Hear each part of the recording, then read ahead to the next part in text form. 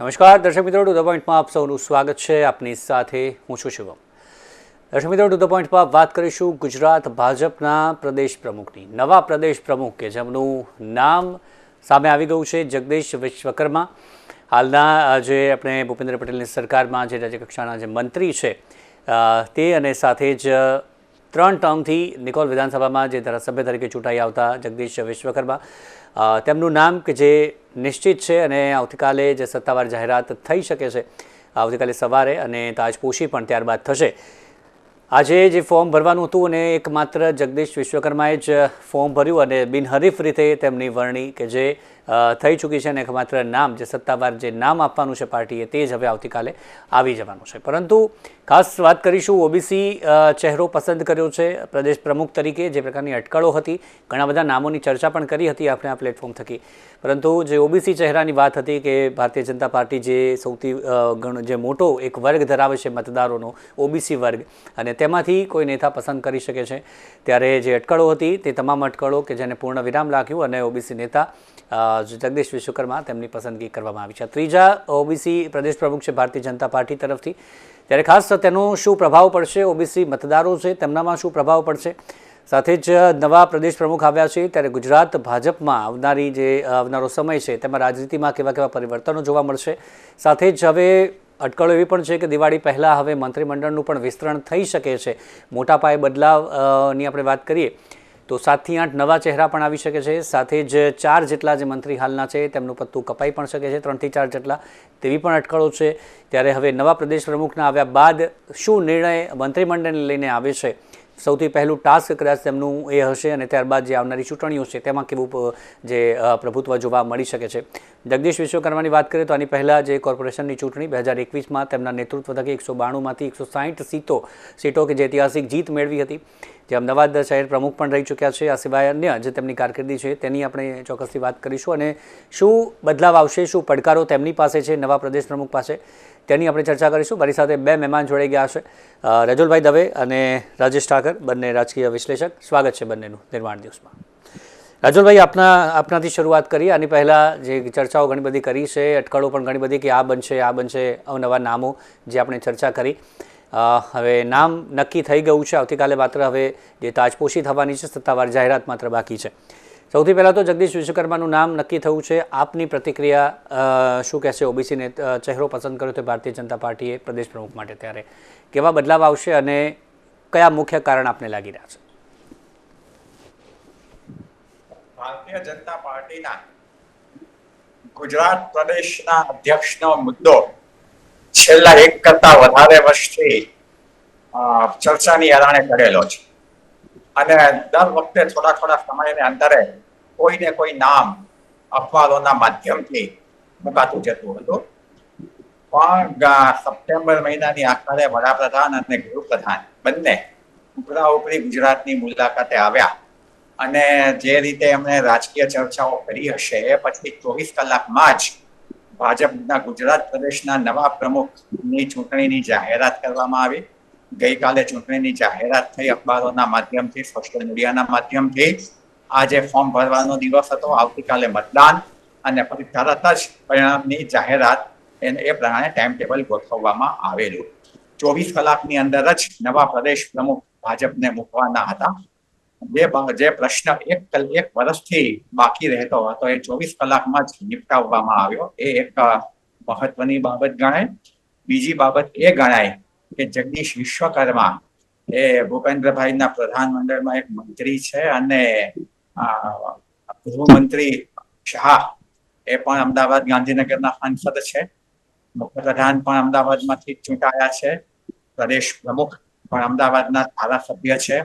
એ રીતે જોઈએ તો ગુજરાત ભાજપમાં સરકાર અને સંગઠન બંનેમાં હવે અમદાવાદ શહેર અને જિલ્લો એ કેન્દ્ર સ્થાને બન્યા છે. કોઈ નવો બદલાવ ન આવે ત્યાં સુધી આ પરિસ્થિતિ તો રહેશે જ, અને જગદીશ વિશ્વકર્મા સામે એના ઘણા બધા પડકારો છે. આવતા બહુ ટૂંક સમયમાં 5-1 મહિનામાં જ કોર્પોરેશનોની ચૂંટણીઓ આવશે, પંચાયતોની ચૂંટણીઓ આવશે. ભાજપનું પ્રદેશ માળખું છેલ્લા ઘણા સમયથી ગોઠવાયેલું નથી. શહેર અને જિલ્લાના પ્રમુખો નિમાઈ ગયા, પણ એની જે રચના સંપૂર્ણ થવી જોઈએ એ થઈ નથી. તો ઘણા બધા પ્રશ્નો એમની સામે છે અને એ પ્રશ્નોનો ઉકેલ એમણે લાવવાનો છે. શક્યતા એ છે કે નવા પ્રદેશ પ્રમુખ નિમાઈ જાય એ પછી રાજ્યના પ્રધાનમંડળમાં પણ બદલાવ આવી શકે છે. અને જેની ઘણા ચર્ચા હતી એવા કેટલાક લોકો નવા ચહેરા અંદર ઉમેરાઈ શકે છે અને અત્યારના જે કેટલાક મંત્રીઓ છે એને પડતા મુકાય એવી શક્યતા પણ છે. આ બધું હું માનું છું કે આવતા 12 થી 15 દિવસમાં દિવાળી પહેલા આ આખા પ્રશ્નો ગુજરાત ભાજપના બંને પ્રશ્નો પ્રદેશ પ્રમુખ અને સરકારની પુનર્રચના એ બંને પ્રશ્નો દિવાળી પહેલા નિપટાઈ જશે એવું અત્યારે ચિત્ર ઉપસી રહ્યું છે. જી રાજેશભાઈ, જગદીશ વિશ્વકર્મા જે પ્રકારે અટકળો હતી અને તેમનું નામ હવે જાહેર થઈ ચૂક્યું છે, સાથે જ પૂર્વ જે પ્રદેશ પ્રમુખ હવે વાત કરીએ તો જે હવે થશે જે CR પાટીલ, તેમનું કાર્યકાળની આપણે વાત કરીએ, તેમનો કાર્યકાળ જે પ્રકારનો રહ્યો છે અને હવે જગદીશ વિશ્વકર્મા જે આવી રહ્યા છે, ત્યારે જે બંનેના જ વર્ક એથિક્સની વાત કરીએ, જે કામ કરવાની જે નીતિઓની વાત કરીએ, તો જગદીશ વિશ્વકર્મા કઈ રીતે અલગ પડશે? સંગઠનમાં તેમનું જે પ્રકારનું જોડાણ છે, કાર્યકરો સાથે તેમનું જે પ્રકારનું જોડાણ છે, કઈ રીતે કામને ખાસ કરીને તે હવે ગુજરાત ભાજપને આગળ લઈ જવા માટે કામ કરી શકે છે? આપના મતે શું રહે છે? તમારો પ્રશ્ન બહુ સારો પ્રશ્ન છે કે CR પાટીલે ભારતીય જનતા પાર્ટીને ચૂંટણીલક્ષી રાજનીતિની અંદર ખૂબ જ સફળતાઓ અપાઈ અને કેવો માઇલસ્ટોન છોડીને ગયા છે કે એને જાળવી રાખવો કે એનાથી આગળ જવું એ સૌથી મોટો પડકાર નવા પ્રમુખ માટે બની શકે. કામ કરવાની જે શૈલી છે CR પાટીલ અને જગદીશ વિશ્વકર્માની અંદર, એમાં મુખ્ય તફાવત એ છે કે CR પાટીલ એક મેનેજરની જેમ, એટલે ગુડ એડમિનિસ્ટ્રેશન અને કેવી રીતે એનું માઇક્રો મેનેજમેન્ટ કરવું એની સ્કિલથી સંગઠનને ચલાવ્યું છે. જ્યારે જગદીશ વિશ્વકર્મા આપણે 2015 થી 2021 દરમિયાન અમદાવાદ શહેરના સંગઠન પ્રમુખ હતા, ત્યારનો પણ એમનો અનુભવ અને એ સિવાય એમની જે રાજકીય પ્રવૃત્તિ અને પ્રકૃતિ આ બંને છે એમાં એ બહુ ઓછું બોલે છે, બહુ આક્રમક દેખાતા નથી, પણ સંગઠનમાં હ્યુમન ટચ જેની અત્યારે ભારતીય જનતા પાર્ટીમાં ખૂબ જ જરૂરિયાત છે એ હ્યુમન ટચ ધરાવે છે. એ સંગઠનના તમામ લોકોને, નાના નાના કાર્યકર્તાઓને, એના પરિવાર સુધી એ બધાને ઓળખે છે. CR પાટીલ જ્યારે પ્રદેશ પ્રમુખ બન્યા, જિલ્લાનો પ્રવાસ હોય તો જિલ્લાના પદાધિકારીઓની ઓળખાણ આપવી પડતી CR પાટીલને, કારણ કે એમની ભૂમિકા નવસારીના સંસદ સભ્ય તરીકેની હતી. એમણે ભારતીય જનતા પાર્ટીના સંગઠનમાં ક્યારેય કામ કરેલું નહોતું, એટલે એમની એ સ્થિતિ હતી અને એમને રેપો બનાવવાનો હતો. એ રેપો બનાવવા માટે એમણે આખું એક કોર્પોરેટ કલ્ચર ઊભું કર્યું.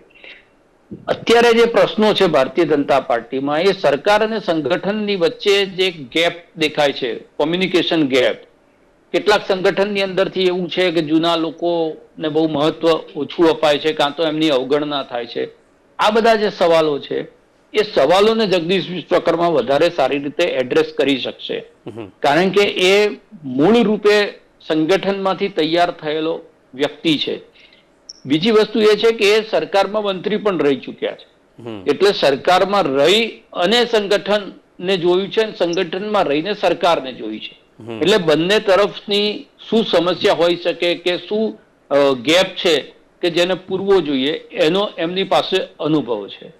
અને મહત્વની વાત એ છે કે જ્યારે 2015 થી, આ ચર્ચા બહુ ઓછી જગ્યાએ થઈ છે, 2015 થી 2021 જ્યારે અમદાવાદ શહેરના પ્રમુખ હતા ત્યારે કોવિડના કારણે અમદાવાદ શહેરની મ્યુનિસિપલ કોર્પોરેશનની ચૂંટણી લંબાઈ અને 2021માં ચૂંટણી આવી. એની અંદર 190 સીટમાંથી 160 સીટ પાર્ટી જગદીશ વિશ્વકર્માના સંગઠન પ્રમુખ હતા એ જ વખતે જે છે એ જ, એટલે એમણે એ સ્કિલ પણ ત્યાં આગળ સાબિત કરેલી છે. બીજી મહત્વની વાત એ છે કે હવે સંગઠન કે સરકાર આ બંને જે બને એની અંદર એક વાત નક્કી હતી કે અમિત શાહનો અપર એન્ડ રહેશે, એમની જે ગુડબીકમાં હશે એવા વ્યક્તિને આ પદ મળશે. એટલે એ રીતે પણ જગદીશ વિશ્વકર્મા જે છે એમને ફ્રી હેન્ડ મળવાની શક્યતા છે, જેમ CR પાટીલને ફ્રી હેન્ડ મળ્યો તો એવી રીતે. એટલે બંનેની કામ કરવાની શૈલી ભલે અલગ છે, પણ જગદીશભાઈ વિશ્વકર્માને માત્ર ઓબીસી છે એટલે ભારતીય જનતા પાર્ટીએ પ્રમુખ બનાવ્યો હોય એ તો એક કારણ છે કે ભાઈ પાટીદાર મુખ્યમંત્રી છે તેમને બનાવ્યા, પણ સી આર પાટીલને બનાવ્યા ત્યારે એ ઓબ્ઝર્વ નતું કરાયું. પણ અત્યારે ઓબ્ઝર્વ કરાવ્યું છે એટલા માટે કે પાર્ટીનું કમ્પલ્સન છે. પાર્ટીની અંદરથી જે અમુક વાતો બહાર આવી રહી છે એ પ્રમાણે હવે એમને સોશિયલ બેલેન્સ સાચવવું પડે. સૌથી મોટો પ્રશ્ન તમે કીધો કે હવે શું, તો કદાચ મંત્રીઓને દિવાળી જે છે એ કરી દેવાય, ઉજવી લો દિવાળી, એ પછી નવું મંત્રીમંડળ બને. પણ એમાં સૌથી મોટો આજથી જે ચર્ચાનો વિષય શરૂ થયો છે એ કે આજ સુધી ક્યારેય એક જ જિલ્લામાંથી પ્રદેશ પ્રમુખ અને મુખ્યમંત્રી બંનેની પસંદગી થઈ હોય એવું થયું નથી. આ એક અપવાદ છે કે જેની અંદર અમદાવાદ શહેરમાંથી જ મુખ્યમંત્રી પણ છે ને અમદાવાદ શહેરમાંથી પાર્ટીના પ્રદેશ પ્રમુખ પણ છે. તો શું જે ફેરફારો થઈ રહ્યા છે એની અંદર મુખ્યમંત્રી પણ બદલાય છે કે કેમ? અને સૌરાષ્ટ્રની જે એક લાગણી છે કે ભાઈ સી આર પાટીલના સમયની અંદર સૌરાષ્ટ્રની અંદર બહુ ઓછું ધ્યાન અપાયું છે, કાં તો ઓછું મહત્વ અપાયું છે, તો પાટીદાર મુખ્યમંત્રી જ લાવે પણ એ સૌરાષ્ટ્રમાંથી મળે એવી એક ચર્ચા જે ચાલી રહી છે એ ચર્ચા પણ હવે આગળ વધશે. શું થશે, કેવી રીતે થશે, ભારતીય જનતા પાર્ટીનો પોતાનો આંતરિક વિષય છે. પણ મંત્રીમંડળનું વિસ્તરણ અને પ્રદેશ પ્રમુખ આ બે બહુ ટાઈમથી એક પેન્ડિંગ ઇસ્યુ હતો, એમાંથી એક ને એડ્રેસ કરી લીધું છે, એકનું કોકડું જે છે એ પાર્ટીએ ઉકેલી દીધું છે. બીજું જે છે કે જે એન્ટી ઇન્કમ્બન્સી સરકારના કારણે છે એમાં કેટલાક મંત્રીઓ છે જે નોન પરફોર્મિંગ મંત્રીઓ છે, કેટલાક મંત્રીઓ વિવાદમાં સપડાયેલા છે. પુરુષોત્તમ સોલંકી જેવી વ્યક્તિ છે કે જે એના હેલ્થના ઇસ્યુ છે. તો આ જે ફેરબદલ થવાનું છે અને આજે પણ બહુ નાનકડા મંત્રીમંડળ સાથે સરકાર ચાલે છે. 27 ની જગ્યાએ 17 મંત્રીઓથી સરકાર ચાલે છે. એટલે એક્સટેન્શનમાં પણ 10 જેટલાની જગ્યા છે. 5-7 જણા જો પડતા મુકાય અને પૂરું મંત્રીમંડળ 27 નું બને તો લગભગ 15 લોકોનો સમાવેશ એની અંદર થઈ શકે. અને એ વખતે જાતિગત સમીકરણો, જિલ્લા આધારિત, ઝોન આધારિત જે છે એ આખું રણનીતિ બનાવી અને મંત્રીમંડળનું વિસ્તરણ થાય. અને કોર્પોરેશનની ચૂંટણી પહેલા કરવું જરૂરી છે. એટલા જ માટે આપણે ચર્ચા કરીએ છીએ કે દિવાળી પહેલા કે દિવાળી પછી આ થઈ જવું જોઈએ.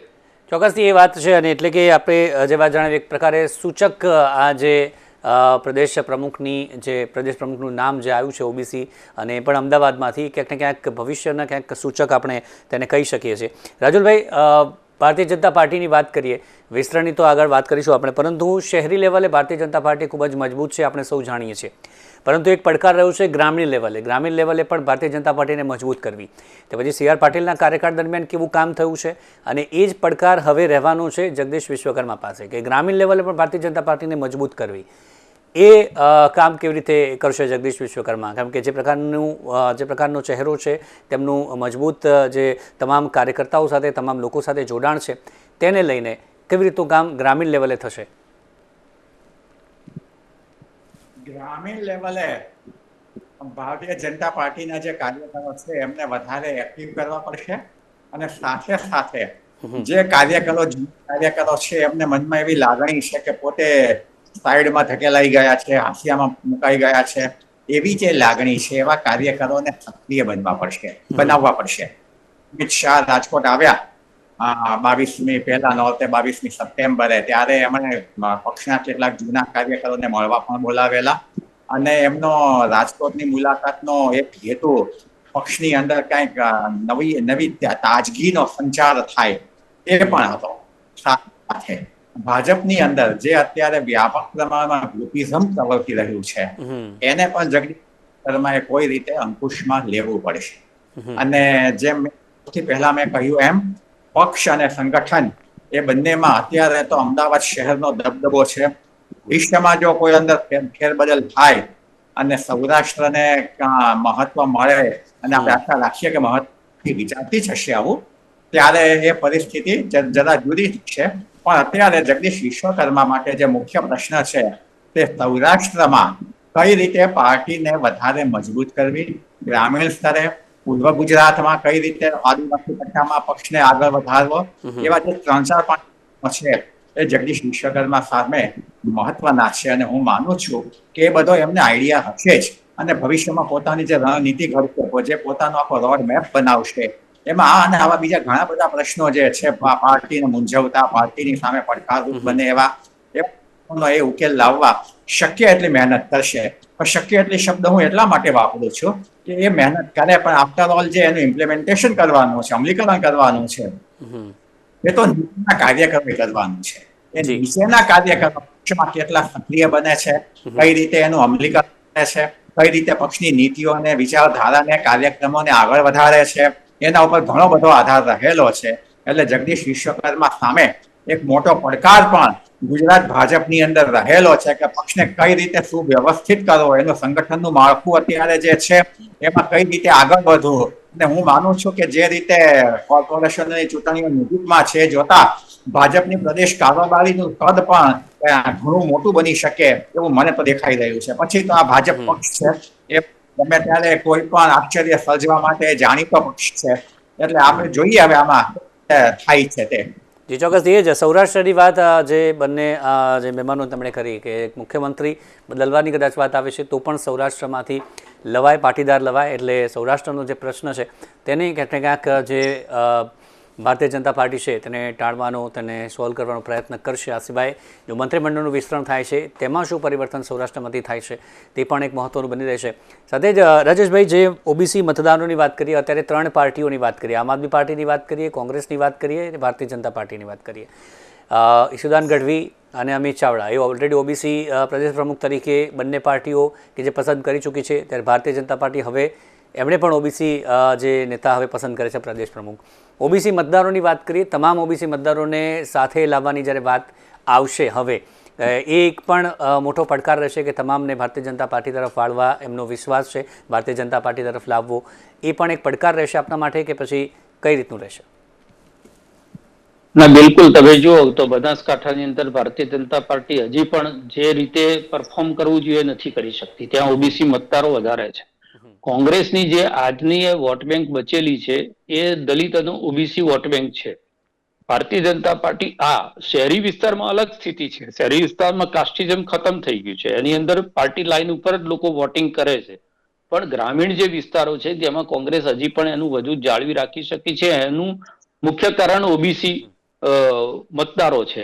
અને એના જ કારણે તમે જોશો તો જગદીશભાઈ ઠાકોર પછી શક્તિસિંહ એક ક્ષત્રિય નેતા આયા, પણ એ પહેલા પણ તમે જુઓ તો ભરતસિંહ સોલંકી, અમિત ચાવડા, જગદીશભાઈ ઠાકોર, બીકે ગઢવી, લગભગ ઓબીસી એક વખત સિદ્ધાર્થ પટેલને પાટીદાર તરીકે પ્રમુખ પદ ત્યાં આગળ મળ્યું હતું. ભારતીય જનતા પાર્ટીમાં એવું થયું છે કે 2006 પછી પહેલી વખતે કદાચ ઓબીસી પ્રમુખ ભારતીય જનતા પાર્ટીને મળ્યા છે. બાકી 3 પ્રમુખ લેવા પટેલ, 2 પ્રમુખ કડવા પટેલ. એ સિવાય એક વખત મકરંદ દેસાઈ 1985 ની વાત તમે કરો તો મકરંદ દેસાઈ બ્રાહ્મણ તરીકે પ્રદેશના પ્રમુખ મળ્યા હતા. અને એ પછી તમે જુઓ તો કાશીરામ વજુભાઈ વાળા પછી મને એવું લાગે છે લગભગ કે આ પહેલી વખતે પાર્ટી ફરી ઓબીસી પ્રમુખ એમને બનાયા છે. એટલે ક્યાંક ને ક્યાંક આ વાત સાચી છે કે આમ આદમી પાર્ટી એ ચૈતર વસાવા અને દ્વારકા વાળો બેલ્ટ એ ઈશુદાન ગઢવીના કારણે ઓબીસી મતદારોને આકર્ષવાની અંદર થોડોક સફળ દેખાય છે. બીજું પાટીદાર વોટ છે, ગોપાલ ઇટાલિયાના કારણે ખોડલધામનો પણ થોડો ઘણો સપોર્ટ, પાટીદાર આંદોલન સમિતિના ઘણા બધા લોકો, કારણ કે એ આંદોલનની અંદર ગોપાલ ઇટાલિયા પણ અમારા સામેલ હતા. એટલે એ રીતે પાટીદાર સમાજ, ખાસ કરીને સૌરાષ્ટ્ર પટેલ પાટીદાર સમાજ, જે આપણે જ્યાંથી જગદીશ વિશ્વકર્મા પણ બિલોંગ કરે છે, નિકોલ વાળો વિસ્તાર છે, નિકોલ, નરોડા, બાપુનગર, વસ્ત્રાલ, ઓઢવ, આ એક મિની સૌરાષ્ટ્ર કહેવાય છે. અને ત્યાંથી જ માઇગ્રેટ થયેલા લોકો પાછા સુરતમાં પણ છે. તો આ વિસ્તારમાં આમ આદમી પાર્ટીનો પગ પેસારો થયો છે. એ સ્થિતિની અંદર સૌરાષ્ટ્રને જાળવવું હોય તો સૌરાષ્ટ્રથી પાટીદાર ને પ્રભુત્વતા આપવું પડે. હવે જયેશ રાદડિયાને પ્રી લોન્ચ કર્યા છે, જેમ જગદીશ વિશ્વકર્માને નરેન્દ્ર મોદીએ રોડ શો કરી અને જનસભા નિકોલમાં કરી અને એક પ્રી લોન્ચિંગ કાર્યક્રમ કરી સંકેત આપ્યો હતો, એવી રીતે રાજકોટની અંદર જયેશ રાદડિયાને સાથે રાખીને અમિત શાહે એક સંકેત આપ્યો છે કે ભાઈ સૌરાષ્ટ્રના મોટા નેતા તરીકે જયેશ રાદડિયા હવે પ્રસ્થાપિત થવા જઈ રહ્યા છે. એટલે નવું મંત્રીમંડળ બને એની અંદર એમની ચોક્કસ મોટી ભૂમિકા ત્યાં આગળ હશે. પણ જ્યાં સુધી ઓબીસી વોટનું છે, હવે કોંગ્રેસની પાસે ઓબીસી નેતાઓ છે પણ ઓબીસી વોટ કોંગ્રેસ પાસેથી ખસી ગયો છે. તમે અમિત ચાવડા પ્રદેશ પ્રમુખ ખરા, એ 5 વખતથી ધારાસભા જીતે છે, પણ એમનો જિલ્લો જે છે એ કોંગ્રેસ જીતી શકતી નથી. એની નીચેના તાલુકા જે છે એ કોંગ્રેસ, એની નીચેની નગરપાલિકાઓ છે એ કોંગ્રેસ જીતી શકતી નથી. તો આ જે સ્થિતિ છે કે નેતા ખરા તમને ખાલી ઓબીસી બ્રાન્ડ હોય એનાથી ઓબીસી લોકો વોટ નથી આપી દેતા. ઓબીસી મતદારોની અંદર તમારે જે કોમ્યુનિકેશન જાળવવું જોઈએ કે એમના પ્રશ્નોને જે લડવું જોઈએ એ ના હોય. એટલે કોંગ્રેસમાં એવું છે કે ઓબીસી નેતા ઓબીસી પ્રશ્નોને લઈ લડે, દલિતના પ્રશ્નો હોય તો જિજ્ઞેશ મેવાણી લડે, પાટીદાર સમાજનો કોઈ ઇસ્યુ હોય તો પરેશ ધાનાણી ને વિરજી ઠુમર મેદાને પડે. એટલે સામૂહિક રીતે કોઈ એક સમસ્યાને લઈને આખી પાર્ટી લડતી એવું નથી. ભારતીય જનતા પાર્ટીમાં જુદું છે. ભારતીય જનતા પાર્ટીની અંદર કોઈ પણ સમસ્યા હોય તો એ નેતાની જાતિ જોવાતી નથી. પાર્ટી જે છે એ આખી એની પાછળ ઉભી રહેતી હોય છે ને એટલે એને પરિણામ મળે. એટલે CR પાટીલને બનાવ્યા ત્યારે મેં પહેલા જ કીધું કે ક્યાં જાતિ જોવાઈ હતી. 1% પણ જેની વોટ બેંક નથી, 1.5% પણ વોટ બેંક નથી, એવા માણસને પ્રદેશ પ્રમુખ બનાવ્યા, તે છતાં પાર્ટીએ પરિણામ મેળવ્યા. કારણ કે એમની પાસે સક્ષમ દલિત નેતા, ઓબીસી નેતા, ક્ષત્રિય નેતા, પાટીદાર નેતા, દરેક જિલ્લા વાઇઝ એક બ્રાન્ડ છે અને એ બધાનું ટોટલ થઈ અને પરિણામ મળતું હોય છે. કોઈ એક વ્યક્તિ કે કોઈ એક સમાજથી ક્યારે રાજનીતિ બહુ સફળતાપૂર્વક ચાલતી હોતી નથી. ચોક્કસથી. રાજુલભાઈ, હમણાં જ જે વિસાવદરની ચૂંટણી અને તેમાં જે પ્રકારનું પરિણામ આવ્યું છે, ગોપાલ ઇટાલિયાની આપણે વાત કરીએ, તે જીત્યા, તેની અસર કેટલી આજે નવા નામો પસંદ કરવામાં આવશે ભારતીય જનતા પાર્ટીમાં, ખાસ કરીને જે સૌરાષ્ટ્રની જો પ્રકારે આપણે વાત કરીએ, મંત્રીમંડળ વિસ્તરણ થશે તેમાં પણ અને આ જે નામ પસંદ કરવામાં આવ્યું છે તેમાં પણ, એની કેટલી અસર આજે નામો હવે પસંદ કરવામાં આવશે તેમાં જોવા મળશે? ભારતીય જનતા પાર્ટીને મેં આ શરૂઆતમાં કહ્યું એમ સૌરાષ્ટ્ર ઉપર હવે ધ્યાન કેન્દ્રિત કરવું પડશે, એટલા માટે કે વિજય રૂપાણીના મૃત્યુ પછી પક્ષ પાસે સૌરાષ્ટ્રમાં એવો કોઈ નેતા નથી રહ્યો. ત્યારે પક્ષને સૌરાષ્ટ્રમાં મજબૂત તો છે જ, પણ પોતાની મજબૂતી ટકાવી રાખવા માટે એને સૌરાષ્ટ્ર ઉપર વધારે ધ્યાન કેન્દ્રિત કરવું પડશે. એના માટે થઈને જે સંભવિત ફેરફારો થશે પ્રધાનમંડળમાં, કારણ કે આ 2 પ્રશ્ન હતા, આ પ્રદેશ પ્રમુખનો અને પ્રધાનમંત્રીનું વિસ્તરણ. એમાં પ્રદેશ પ્રમુખનો પ્રશ્ન તો ઉકેલાઈ ગયો. હું માનું છું કે ભાજપની જે પ્રદેશ કારોબારી બનશે, પ્રદેશનું જે આખું માળખું બનશે, એમાં પણ એ પણ જમ્બો કદનું હશે એવું માની શકાય અને એમાં સૌરાષ્ટ્રને પૂરતું પ્રતિનિધિત્વ હશે, આપવું જ પડશે, આપશે જ પાર્ટી. એ જ રીતે જે રીતે મંત્રીમંડળનું વિસ્તરણ થશે, કેટલાક મંત્રીઓને પડતા મુકાશે એવી જે ચર્ચાઓ ચાલી રહી છે, નવા ચહેરા ઉમેરવાની ચર્ચાઓ પણ ચાલી રહી છે, એમાં સૌરાષ્ટ્રને કેટલું મહત્વ આપે છે એ પાર્ટીએ, હું માનું છું, અત્યારે વિચારી લીધું.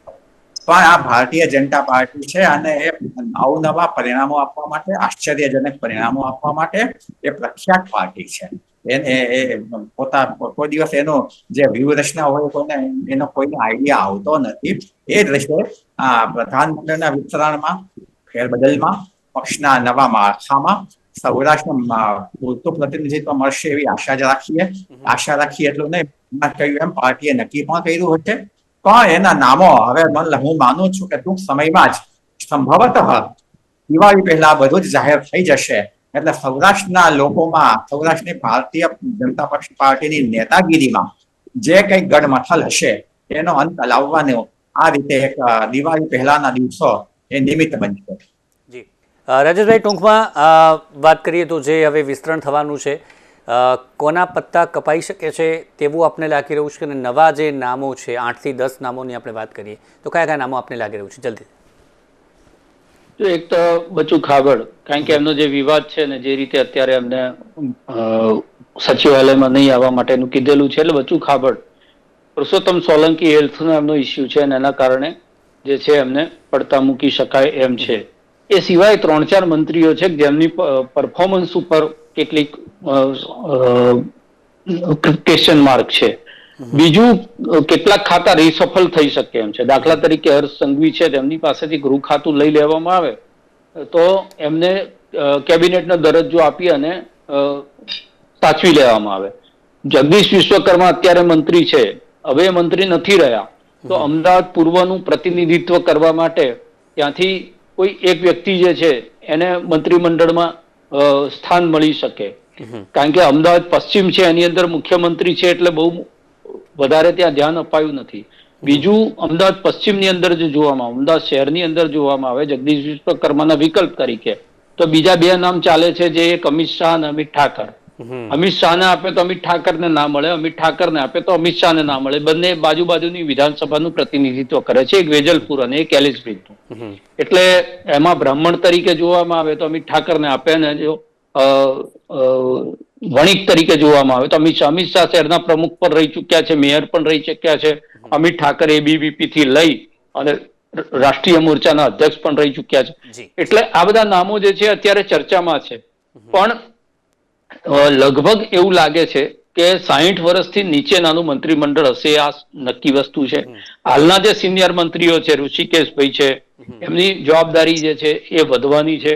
અર્જુનભાઈ મોઢવાડિયાનો એક સમાવેશ એની અંદર થઈ શકે, કારણ કે એક કેપેસિટીનો નેતા છે અને કોઈ ડીલ વગર કોંગ્રેસમાંથી ભાજપમાં આવ્યા હોય એવું માનવાને કોઈ કારણ નથી. એટલે અર્જુનભાઈ મોઢવાડિયાને લાવી શકે એમ છે. પુરુષોત્તમ સોલંકીને કાઢે તો કદાચ એમના ભાઈ હરિયાભાઈ સોલંકીને પ્રધાનમંડળમાં લે. કુંવરજીભાઈ બાવળિયાની જગ્યાએ કોઈ બીજાની વાત અત્યારે ચાલી રહી છે કે ભાઈ એમને ત્યાં આગળ પ્રતિનિધિત્વ આપવામાં આવે.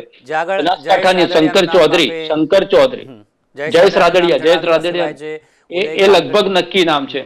શંકર ચૌધરી જે અત્યારે અધ્યક્ષ છે, કદાચ એમને અધ્યક્ષ તરીકેથી મુક્ત કરી અને કેબિનેટની અંદર એક સિનિયર મંત્રી જોઈએ, એના માટે કેબિનેટની અંદર ઉદય કાનગડનું નામ પણ ચર્ચામાં ચાલે છે. ચોક્કસથી તો દર્શક મિત્રો, હાલ જે નામો વિસ્તરણની આપણે વાત કરી કે તે પણ થવાનું છે, તેમાં કેટલાનું પત્તું કપાશે અને કોને કોને સમાવેશ કરવામાં આવશે એ પણ ખાસ એક સમીકરણ રહેવાનું છે અને તેના આધારે પસંદ કરવામાં આવશે.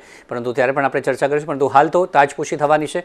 કદાચ આવતીકાલે જ જે પ્રકારે આપણે વાત કરીએ તો તાજપોશી થઈ શકે છે. ત્યારે ફરી મળીશું ટુ ધ પોઈન્ટમાં એક નવા મુદ્દા સાથે. ત્યાં સુધી રજા આપશો અને મારી સાથે જોડાયા મહેમાન રાજેશભાઈ અને રાજુલભાઈ, બંનેનો આભાર આ ચર્ચામાં જોડાયા તે બદલ. Thank you very much. મિત્રો, હાલ ટુ ધ પોઈન્ટમાં બસ આટલું જ. ફરી મળીશું નવા મુદ્દા સાથે. રજા આપશો. નમસ્કાર.